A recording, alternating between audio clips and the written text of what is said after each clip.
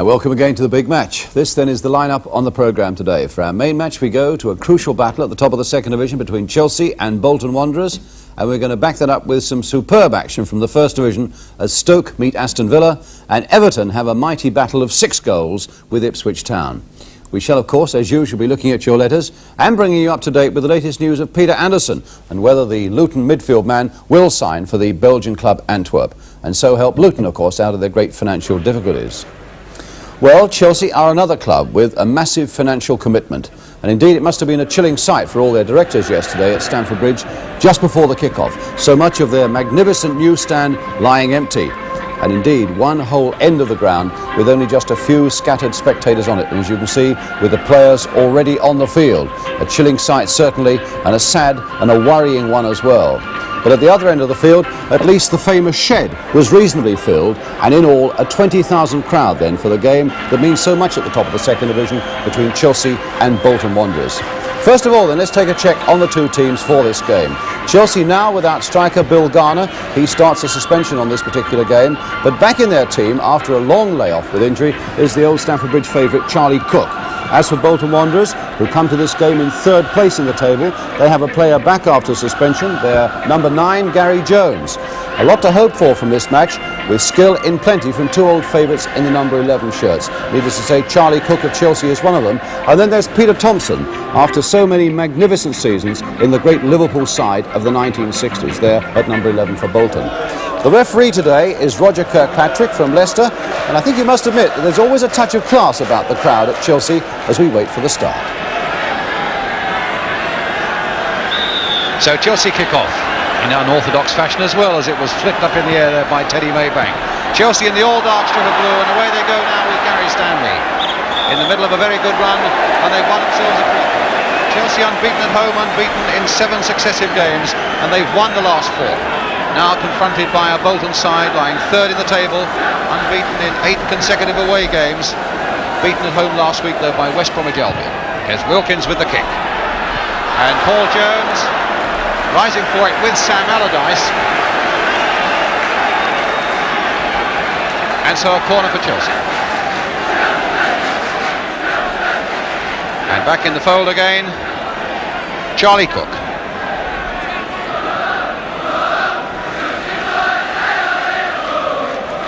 So Cook with the corner, curled in under that crossbar once more. Siddle forced to fist that one away, but the whistle had gone.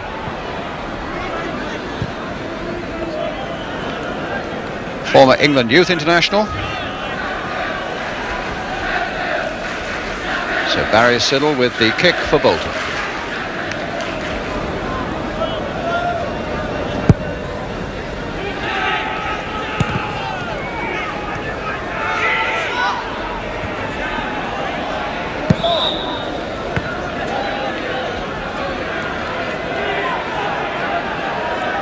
Number 2, Gary Locke with Chelsea's throw.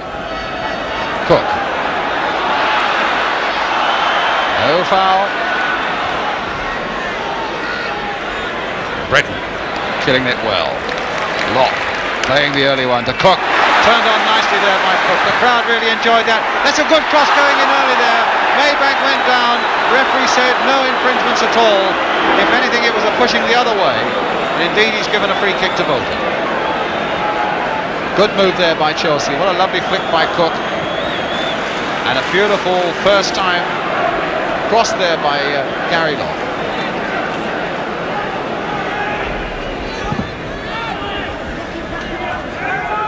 Dempsey's header. Wilkins. Harris. Maybank turned that in very skillfully there for Britton. Flicked on again there for Wilkins to make another of his runs, and pushed Waldron in the back as he went. Making some very good breaks, reminiscent in many ways of the sort of breaks that John Hollins used to make from the middle of the field for Chelsea. Ray Wilkins.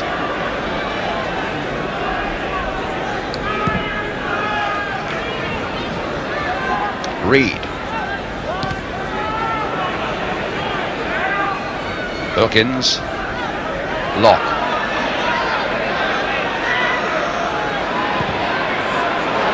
Britton it was who made the run that time, but the ball didn't arrive. Thompson. Nudged out of that situation by Stanley, the number 4, free kick to Bolton.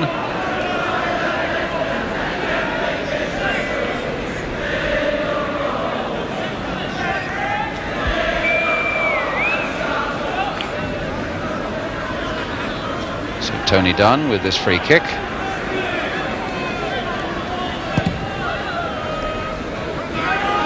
Well, that was flicked on to Watmore, and another free kick to Bolton. In a position of some danger for Chelsea.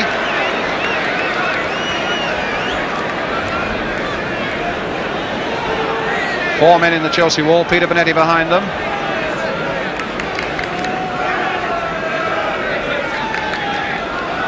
Ray Wilkins doing a bit of organising, Ritson and Thompson behind this. Played though instead for Waldron, and hit first time. Oh, and he hit the post, and it's in there. Put there by Greaves. And Chelsea are behind. The free kick struck beautifully there by Waldron. Went through the Chelsea defence, hit the wall, or hit the post rather, came out, and Greaves had a relatively simple job. Chelsea 0, Bolton 1. Roy Greaves, the scorer. 4th goal of the season for him.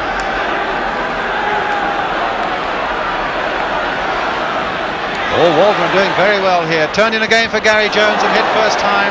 Linesman was flagging on this side in any case for offside against Watmore. But a very interesting break again by Bolton. Gary Jones, who missed last week's defeat against West Bromwich Albion, he was suspended. And some very good work there by Alan Waldron, brother of Burnley's Colin Waldron.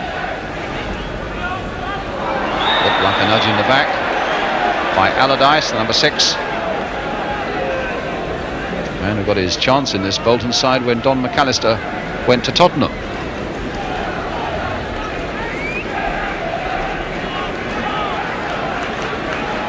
And so it's Locke with the free kick. Dempsey right in there, and Cook with a shot. It's wide.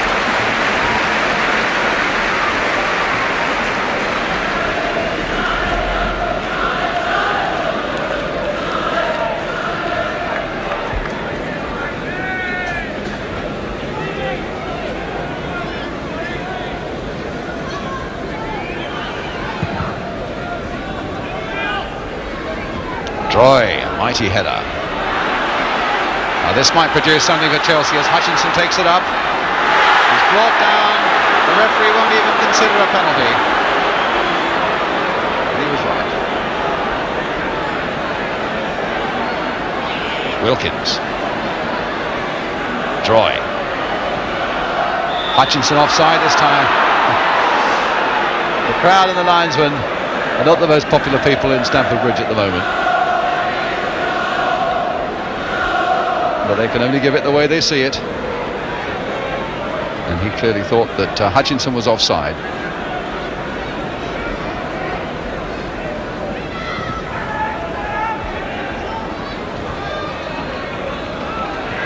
Harris, Hutchinson. Oh, what a good ball. No, it wasn't quite in the end. It didn't quite carry to Britain. Instead, it went to Tony Dunn. And here's Peter Thompson.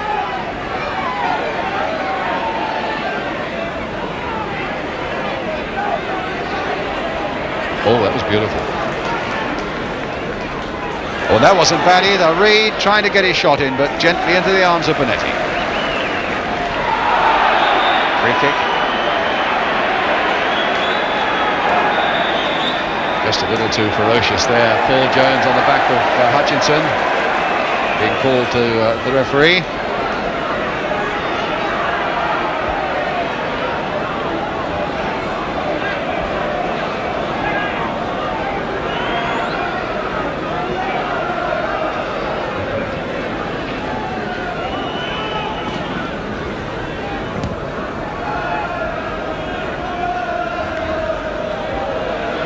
Chelsea's throw. Hutchinson with the ball. Troy and Dempsey again forward.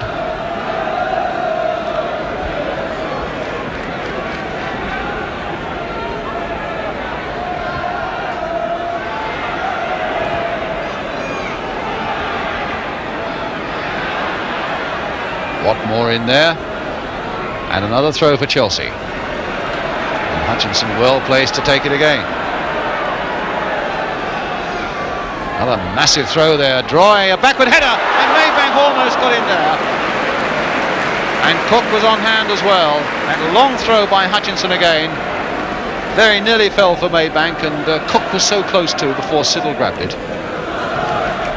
Good first half for Bolton. They've defended well, they've given Chelsea nothing. They've snatched very well the one real chance that came their way. And with this organised defence, it's quite clear that Chelsea are going to have a struggle pulling this one back. Yet they themselves have played with a lot of imagination, particularly in the ability of the midfield players to come forward. Droy. Paul Jones, the number 5 for Bolton's, had a superb game. Charlie Cook. Another throw. As the whistle in fact goes for half-time. The goal scorer for Bolton, the number 4, Roy Greaves. Greaves, of course, a famous name amongst the goal-scoring charts at Stamford Bridge, when famous Jimmy Greaves was here for so many years. But it's a more painful one today. The goal from Roy Greaves separating these two sides.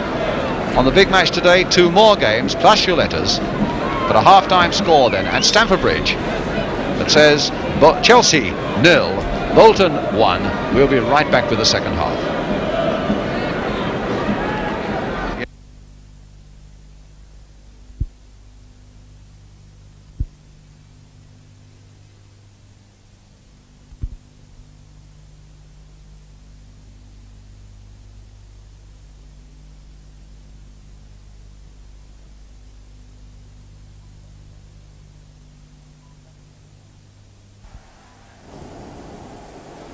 Second roll to TX.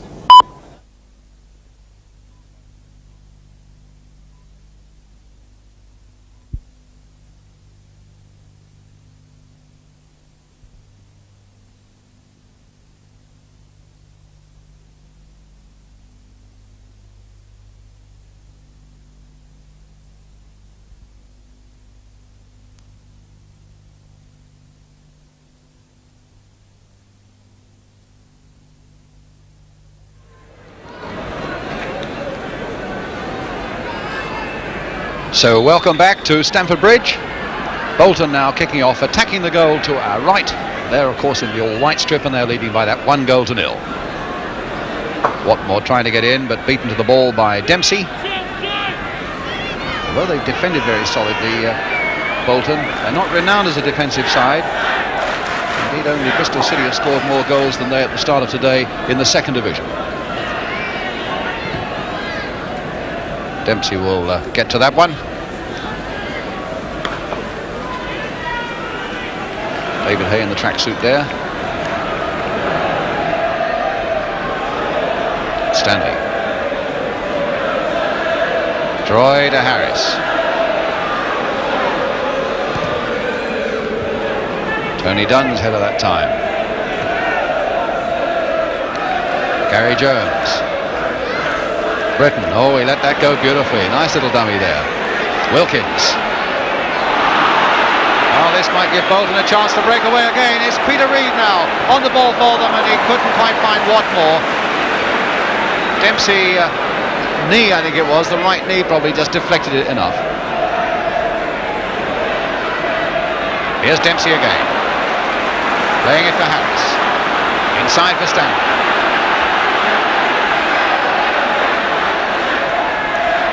Britton.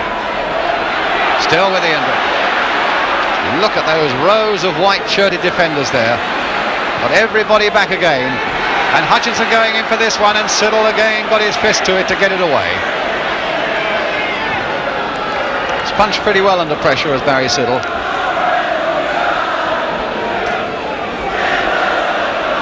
Wilkins to Britton. Now for Cook.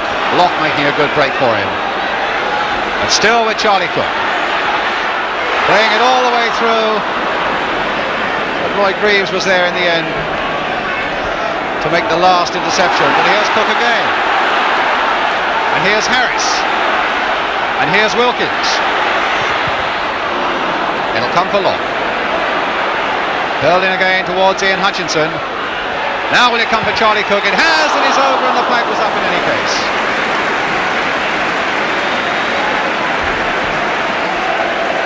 Well, that was better for Chelsea.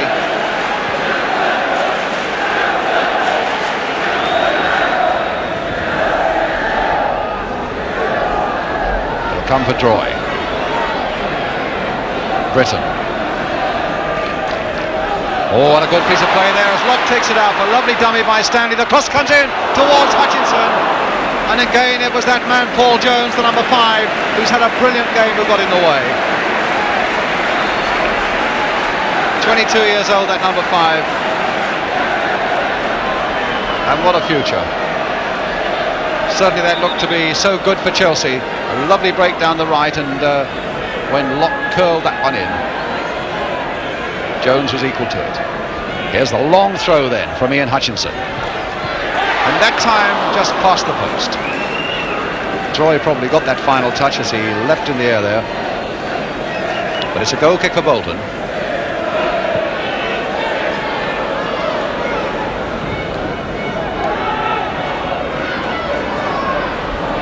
Droy. Harris. Cook. Say, if I were a Chelsea fan, I think I'd rather see Charlie Cook pushing forward a little more, as he's doing now. Here's Harris though. Cook taking it up again, and he got a corner out of it.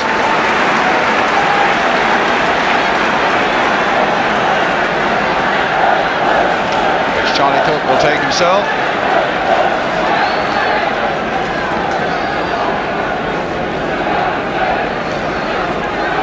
Nine Bolton players back in that penalty area now.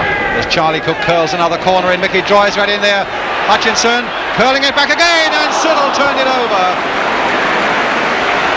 Very, very good goalkeeping there by Barry Siddle. In the first place, withstanding a tremendous buffeting there from Mickey Droy to get his fist to it. And then when Hutchinson delicately turned it back again, he was back on his feet to turn it back over the crossbar. So another corner then for Chelsea. Cook again taking it. Again hit towards Droy's header. And another corner. So Droy stays up. The pressure stays on. Wilkins with this one. Curled a little deeper. And another corner surely. Yes. Off Watmore, who claims he didn't get a touch. Referee Kirkpatrick with a smile says you did. And so Cook now takes this corner for Chelsea. Mickey Droy trying to get the header in again. That time Siddle didn't get to it. Droy did. It went wide.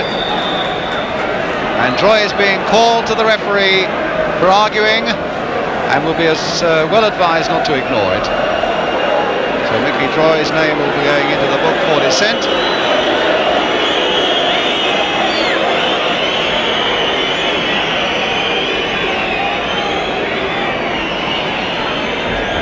Back again, he might just as well keep it buttoned.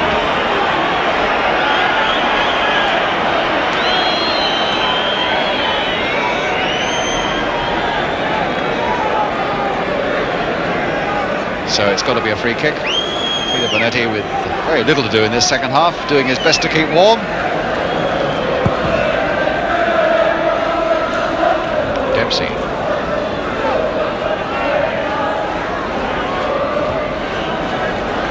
Played this time for Ritson.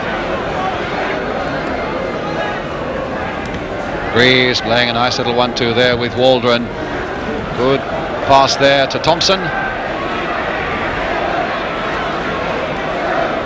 Famous Thompson jink. And he might come through to this one, except that Droy was there to thunder it away into touch with that left boot.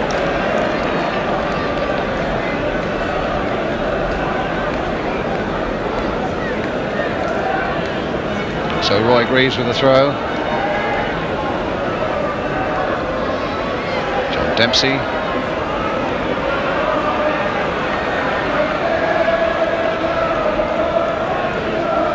Reed. Gary Jones. Oh, and there's Watmore right in there. Oh, and he was so unlucky with that one. And Bonetti just fisting it away, and the whistle had gone. But Watmore getting in so well. And the header at first seemed to be beautifully placed, except that it cannoned off that right-hand post as Bonetti looked at it. And here's Maybank for Chelsea. Now Gary Locke, taken from behind by Watmore, who's going to be booked. Frankly, I think a little unlucky. I don't think there was anything at all malicious about that. I think that was just a guy earnestly trying to win a ball back. Chasing back for his side, and all he finds is gets his name written in the book. Now Britton for Chelsea. Maybank. Now wants a good cross. Roy is right in there, and it might come now for any one of them. Oh, was it a penalty? Handball on the line. Penalty given. Well, that came floating in there, and Troy got up at the far post magnificently to head it back. And two Chelsea players looked as though they might bundle it over the line. There was a suspicion of a handball. The referee had no doubts. So, 4 minutes to go. Pressure on Chelsea, and above all on Ray Wilkins, their young skipper, who's got to take it. Now Wilkins versus Siddle, and Siddle has saved it.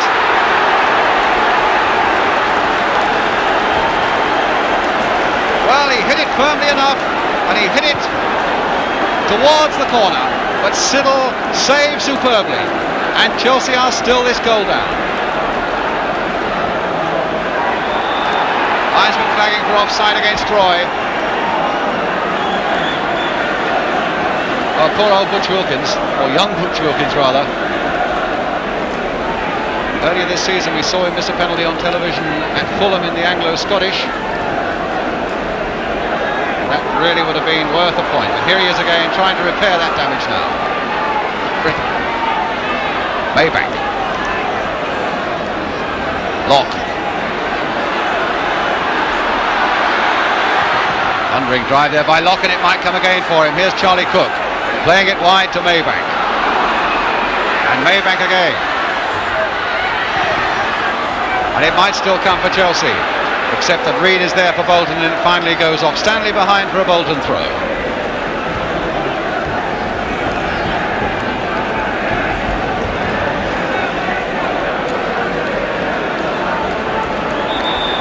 Feet behind there on Roy Greaves. It's a free kick. And already taken. Inside the last couple of minutes now.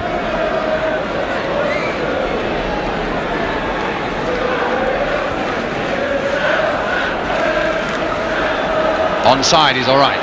Gary Jones on the far side with Watmore and Waldron inside him. This could be dangerous now, as Chelsea has sprung men forward and it's gone into the side netting. Well, he would have been, could have been much more profitable if he'd kept his head and pushed it back.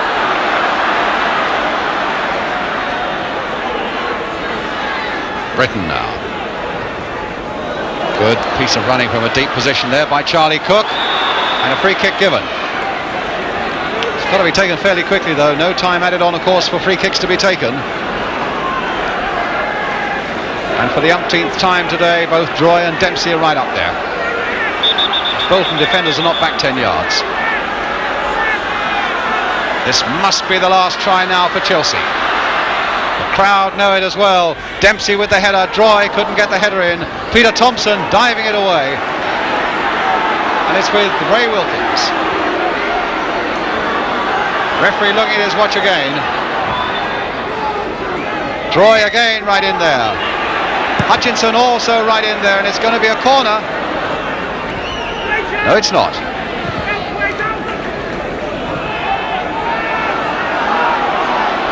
What more after this one, but all to no avail. The final whistle has gone and Bolton have won a game by a goal to nil. But the hero for them, their goalkeeper Barry Siddle, with that great penalty save 4 minutes from the end. Missed there by the Chelsea skipper Ray Wilkins. A miserable afternoon for him. The only goal of the game scored by the bearded Roy Greaves in the first half after a free kick. So the end of Chelsea's run, Bolton taking one step further towards getting that position back in the First Division. And a final score then at Stamford Bridge. Chelsea 0, Bolton Wanderers 1. So Bolton win, they go into second place. I must say they look a wonderful bet for promotion now. They're hard, but they're balanced, they defend well, and Peter Thompson's always likely to find them an opening up front. But what about the goal they scored yesterday against Chelsea from that free kick in the first half? Quick bit of thinking there by Peter Thompson, and Waldron comes in. And I think the thing you'll notice now most of all after the ball hits the post is that no Chelsea players react at all. And it's Roy Greaves who's able to tuck that rebound past Peter Bonetti for the only goal of the game. But again this week, the controversy of the game concerns a penalty. Not that it was given, the referee was absolutely right about that, as we shall see. But that the goalkeeper quite clearly moved before the kick was taken. There was something else as well, meaning that it should have been taken again. But let's look first of all at the incident. A nice cross here by Teddy Maybank, a deep one towards Mickey Droy, who gets up so well and heads it back. Two Chelsea players come in there and look like bundling the ball over the line. Every chance of it going in, and there's the handball there by Roy Greaves, ironically the man who'd scored the goal for Bolton. But then we come to the penalty itself. And watch very closely now the goalkeeper who moves before the kick is taken. He should keep his feet on the ground, but look at that. The most blatant piece of movement by a goalkeeper I think we've seen for a long time. But look also at the white-shirted figure shielded there by Mickey Droy. That's Alan Waldron, the Bolton number 7, clearly inside the penalty area, and that is encroachment as well. So there are two reasons there why that penalty should have been taken again. Butch Wilkins hit that quite well. And in fact, because he'd already started his movement, it made it just that little bit easier for Barry Siddle to bring off what nonetheless was a very fine save. But yet again, we've got a prime example, haven't we, of how a team can be robbed of a further chance of scoring an important goal. Now, it's not simply a criticism of referee Roger Kirkpatrick. I think most players would agree he's a good referee and a popular one too. But it's really of the whole refereeing system when it comes to supervising penalties. I suppose out of all the penalties we see on television, you write to me about some 80% of them where there was an infringement of some sort or other. Today's pictures really have capsuled the two things that you seem to spot most of all: encroachment on by the players on the edge of the box, and a goalkeeper moving before a kick is taken. Now, whenever we raise this subject with referees, they insist that the present system is workable, where the referee watches for encroachment and movement by the goalkeeper, the one linesman becomes virtually a goal judge and watches for the ball to cross the goal line. But that is just not on. Penalties almost inevitably provide the turning point in the game, as yesterday's indeed came at a most crucial moment. And we believe all three officials should play a part. The referee should concentrate first on whether the goalkeeper moves before the kick is taken. He'd need to position himself a little to Roger Kirkpatrick's left behind the ball there. You see Roger Kirkpatrick looking at the kicker there, but you'll see when the kick is taken, he's not really watching the goalkeeper at all. And he can't, because it's absolutely physically impossible for him to see those two things. Just watch the referee's head now move there. So he couldn't possibly have seen the goalkeeper moving. It's physically impossible for him to do it. So he should be concentrating on the goalkeeper moving. One linesman, I think, to watch for the ball to cross the line, as now, but the other one surely to be brought in to watch for encroachment. Now, I know the referees say that if the ball strikes the crossbar from a penalty and play flashes to the other end, that the linesman can't get back down the field quickly enough. But I think you'll agree that that's a gamble that is worth taking to get things absolutely right from the penalty spot. After all, Ray Wilkins hit that penalty quite well. Two Bolton players were allowed to step outside the laws, and Chelsea were denied a chance of a point. It really is time that referees got together on this one. There are so many loose areas in it, and thrashed out this penalty business to the benefit of themselves, and more important still, to the players in the game as a whole. Now let's have a bit more action after that. And for this we go to the Midlands for Stoke City against Aston Villa, where the pictures come from ATV, the commentators Hugh Johns. Stoke City are the team in the stripes.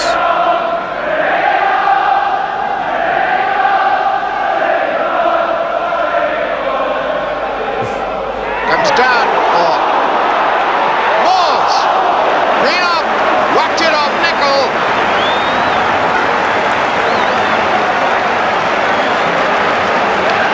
So yet corner.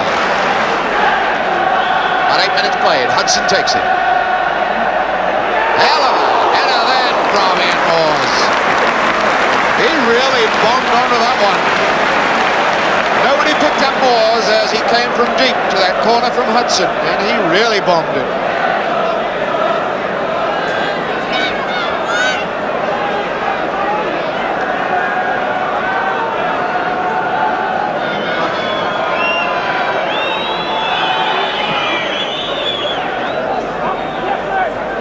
Hamilton on, Dean now. Hard for Graydon. Carradus is through the middle. He takes on Petching. On for Carradus. Hard crack. Came off guard, goes for the corner. Lively, sprinting, gliding run from Frank Carradus. Hamilton to take the corner. Nicol comes back into the box, so Ian Moores goes back to mark him. Here's Hamilton's corner. Nicol trying it. Knocked away by Bloor. Robertson up in the air. Pimblett down. Carradus through. Carradus again. Petching. Changed his mind just as well he did. Hudson gliding it on for Greenough. Beautiful ball. Moores. Good tackling back by Nicol. But Mahoney takes on Robson. On for Robertson. Fine cross. That was Summons over the bar. Beautiful driving attack from Stoke City, right from the halfway line. All started up by Jimmy Greenough. 2 or 3 passes. The cross then from Robertson. A fine try from Summons.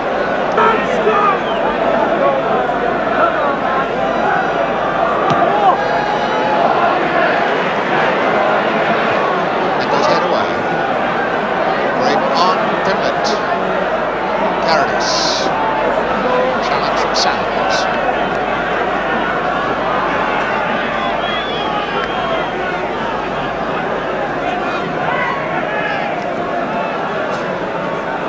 And Graydon.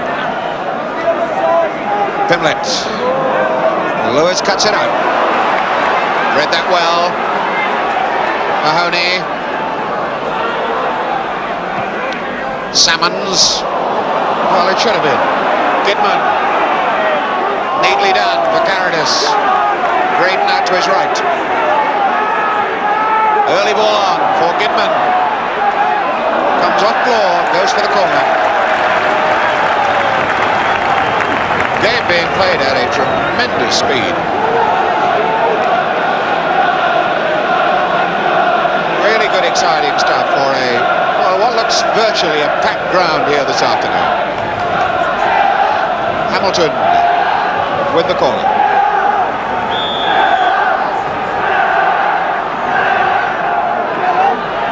It's Dean, and it might have come off Graydon. Graydon is claiming it, but Dean's header set it up. Well, that's got to be, I think, Graydon's goal. His was the last kick before it went over the line, but it's 1-0, Aston Villa. Corner coming over from Hamilton. Stoke outbid in the air by the challenge of Dean. His header looked as though it was going in. Graydon finished it off.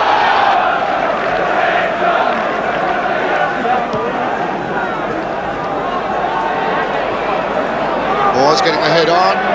Gidman out. Pimblett. Moores takes over again. Petching. Mahoney starts to run.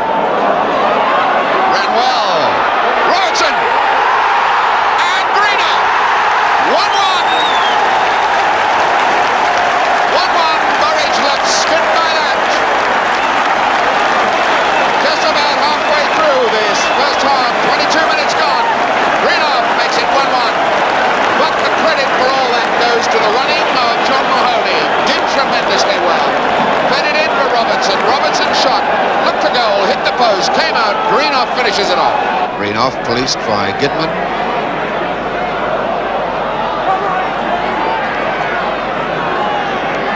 Jeff Salmons. Petching. Nicol's clearance. Hudson, little glide for Blore, aiming for Moores. Almost a clearance by Moores, then comes down for Mahoney to try. Came off 2 or 3 players, Greenoff's in! Incredible bit of work by Ian Ross, the Villa skipper, who robs Jimmy Greenoff of his second goal. That ball struck through by Mahoney, cannoning off Villa players. Greenoff in like a striking cobra. Beat Burridge, but Ross kicks it off the line. Aiming for Robertson. Hamilton wins it back again for Villa.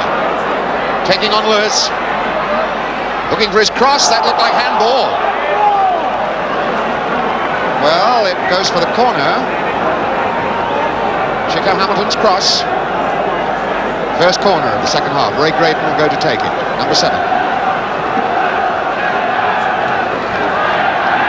And again, the roars from these crowds. Supporters of both sides. Villa with tremendous travelling support here.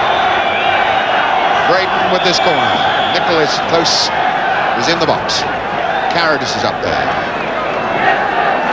Nicol trying to get up and punched away by Shilton under a tremendous amount of pressure.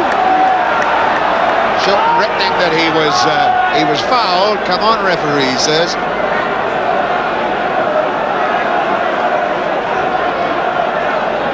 So, a left hook having failed for Villa, they now try a right hook. Again, Shilton didn't quite get there that time. A scramble in there. Graydon off Hudson's heel. Well, both sides now have had a couple of shots knocked off the line. That one for Graydon was on its way into the net, and it was Hudson who backheeled it away. Salmons down for Mahoney. Hustled by Carradis. It's it for Blore. Moores. Blore. Oh, that was a loose one from Phillips. One back by Pimlett. Nicol hits the referee. And the ball drops for Graydon. Goodman's gone past him down the right touchline. Good running by the fullback. And that's Dean. What a save! Oh, what a save! Young John Dean utterly and completely denied the goal he deserved by the brilliance of Peter Shilton. Superb attack down the right. Graydon feeding Goodman, the cross ball, Dean's crack. And Shilton reacted like grease lightning. So the match finished in a 1-1 draw. But now it's time for your letters. And first I've one from a young man named John Byrne of 6 Hascombe House, Roehampton, London SW 15. And if the name is familiar to you, he is in fact the 10-year-old nephew of Johnny Byrne of Crystal Palace and West Ham fame. But he says he's never saw his uncle play, and could we help? Well, indeed we can, because we've some pictures of Johnny Byrne playing and scoring for England. It was against Uruguay at Wembley in 1964. England's reward comes close to half-time. Terry Payne to Byrne. It's a goal! At the interval, England lead 1-0. George Eastham to Charlton, and the winger makes ground. Charlton centres to Jimmy Greaves. From him, the ball goes to Byrne, and it's goal number 2 for England. Back a few memories there. I've been taken to task by Mr. A.H. Capel of 16 Ferndown Road, Eltham, SE9, for pronouncing, or rather mispronouncing his namesake, so he says, as Steve Coppell. He says that in fact it should not be Coppell, but Coppell, as in hell. All I can say to that, Mr. Coppell, is the hell it is, because we checked with Steve Coppell, and that's the way he wants his name pronounced, Coppell. Just, I suppose, you might say that Don Revie likes to be known as Revie and not Revie. Testimonial games, we've got 3 more of them this week. One tomorrow night for Alan Slough, now of Fulham of course, but it's for all his loyal years of service at Luton. And it's Luton Town against an international 11 at Kenilworth Road, Luton tomorrow, where George Best is due to make another appearance. And 2 more on Tuesday night. at Arsenal for Peter Storey, where George Best is again playing. Arsenal against the Dutch champions Feyenoord. At least they're not the champions, are they? But Feyenoord, a really first-class Dutch side. And also on Tuesday at Plymouth Argyle against Manchester United, where this is for Peter Middleton, whose career was ended by a car crash 3 years ago, just 3 days after he'd made his first appearance for the club. A good one to support there. Now the latest on Peter Anderson. Luton midfield player decided today whether to join the Belgian club Antwerp and help solve Luton's massive financial problems. We spoke to Peter at lunchtime today. He saw Antwerp draw 1-1 last night, was impressed, is due to look at some apartments this afternoon. He says there's a good chance that I'll sign tonight. The Belgians, in fact, need him to sign this evening to qualify to play in the Belgian Cup. But Peter, I know, is keen to learn a little more about the cost of living out there, and indeed we've put him in touch with John Talbot, the former West Bromwich Albion defender, now involved in the game in Belgium. My feeling is, though, that Peter will sign. But time now for our third game, and it's a tremendous one, a 6-goal thriller at Goodison Park yesterday when Everton met Ipswich, who so far this season really have shown little of the form that put them among the favourites for the league title at the start of the season. The pictures come from Granada. Commentator Gerald Sinstadt. Everton are in the dark shirts. Lions tripped. Everton's free kick.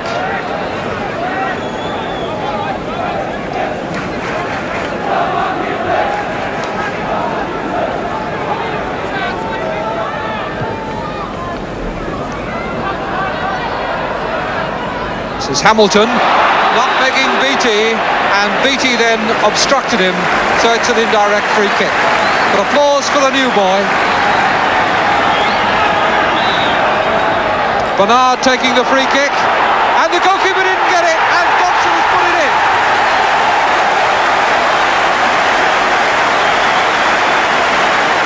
Quite simple. Bernard took the free kick quickly, lobbed it in towards the near post.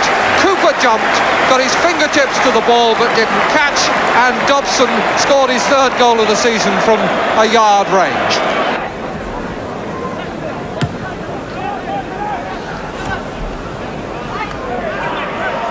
Backheeled by Bernard, very cheeky, very effective. Jones, Latchford, Dobson, nicely angled for Bernard to shoot. Well set up there, Latchford to Dobson, who just opened the angle for Bernard, and Bernard hit it with his right foot. I don't think the goalkeeper would have made it, but it just beat the upright.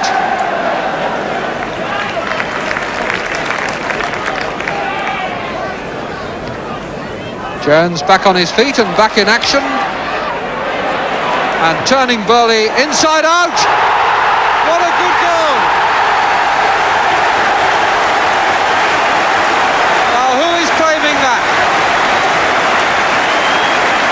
Latchford or Telfer? I think Latchford would like to have it, but the man who really is entitled to the credit is Gary Jones. He turned the fullback George Burley this way and that before eventually crossing, and Telfer got a foot to it, and as it was going over the line, it was run in by Bob Latchford. He's got Dobson on the touchline just ahead of him. This hits into the middle. Kenyon. And towards Hamilton. A foul given against Hamilton with a jump into Beattie.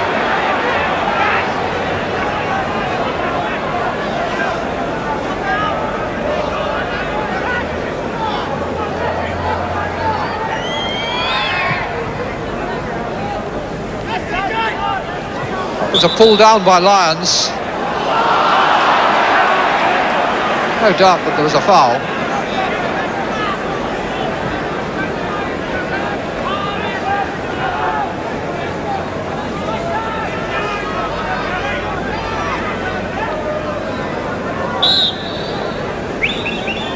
Fouls more or less evenly split.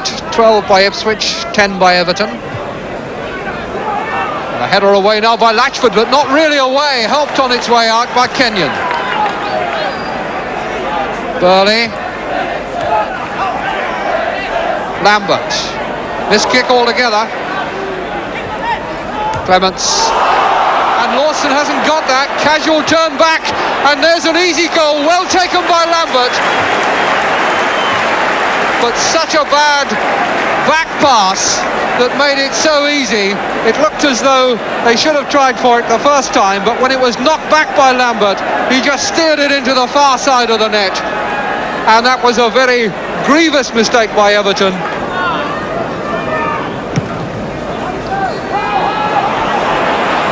Woods. Johnson forced to go back, but he succeeds in keeping the ball in play. And then gives it to Bernard, who tries a cheeky back heel for Hamilton. Jones. Mills chasing him back and just catching his heels.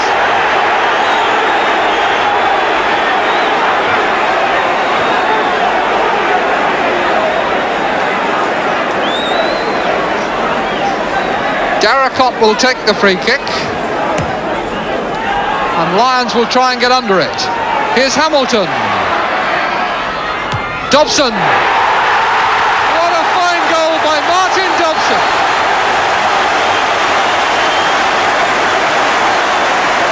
The goalkeeper beaten from all of 30 yards. The free kick taken by Darracott.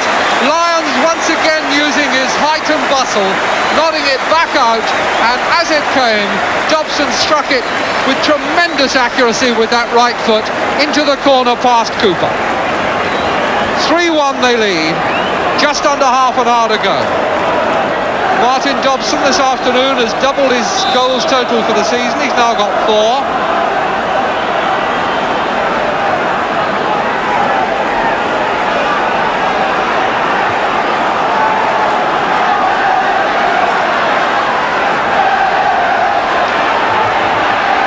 Beattie, still going. Mills, clever little lob. Johnson! Best move we've seen from Ipswich. Beattie ploughing through, giving it out to Mills, and Mills curling that lovely lob, which Johnson met but couldn't steer into goal. Pearson. Latchford. It's come through to Bernard.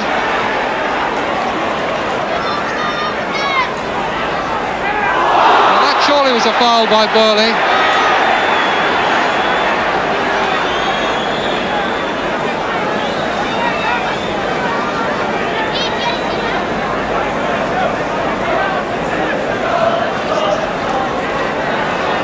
Clements to take the free kick.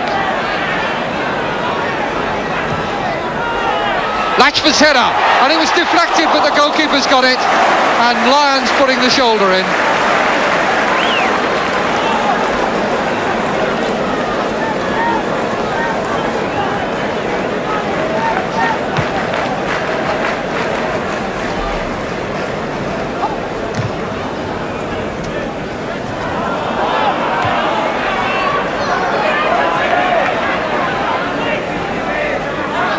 Mills. That's a good cross and a good header, and it's in by Johnson. Johnson makes it 3-2, and those curling crosses by Mills eventually pay off. Just sweeping it in with his left foot, and Johnson, a fine header of the ball, rises, nods it in, and on his third visit to Goodison Park, where he started his career, his third visit in Ipswich colours, he scores for the first time. Mills.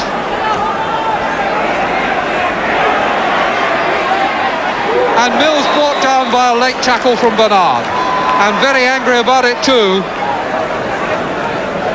Just as well that Bernard was 5 yards away from him, gave Mills time to cool down. He'll take the free kick. Wide mark there. At the back of the penalty area is Beattie.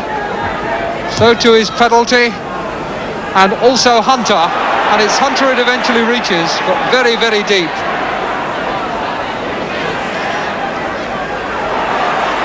Still Hunter. Most ungainly player, but very difficult to dispossess. That's a good chip. Johnson met it. Still bouncing around there, but behind now. Johnson complaining that he was fouled, pushed in the area, and I think he's right too. But again, one of those situations difficult to spot for a referee when so much is happening in the box. So it's 3-2 the scoreline. The attendance 24,601, the lowest for a league gate at Goodison Park this season. Coincidentally, Anfield had their lowest league gate on Tuesday. Darracott, trouble here. Kenyon, and he's lost it. Could see that coming. Johnson could score here. Tremendous interception by Lyons, and it's gone in. The shot was by Gates. 3-3, and a terrible blunder in that Everton defence. They got in such a mess. It started when Kenyon was messing around on the line. Lawson was out of his goal. The ball was bouncing around. Lyons tried to retrieve it as it came out. It ran loose from him. Gates had the shot, and eventually it was deflected into the net. A collapse by Everton, a revival by Ipswich. I suppose it depends which side you support. Certainly it was a very exciting game there yesterday at Goodison, and that's it for this week. Don't forget On the Ball next Saturday lunchtime in World of Sport, and of course the big match next Sunday afternoon as usual at 2 o'clock. The thought we leave you with today is the one we expanded on earlier in the programme, the need for better supervision by referees and linesmen at penalties to stop goalkeepers moving before the kick's taken and players encroaching. We need action now from our referees, and nobody, I'm sure, would agree more than Chelsea and Ray Wilkins. Now, wants a good cross. Roy is right in there, and it might come now for any one of them. Oh, was it a penalty? Now, Wilkins versus Siddle, and Siddle has saved it.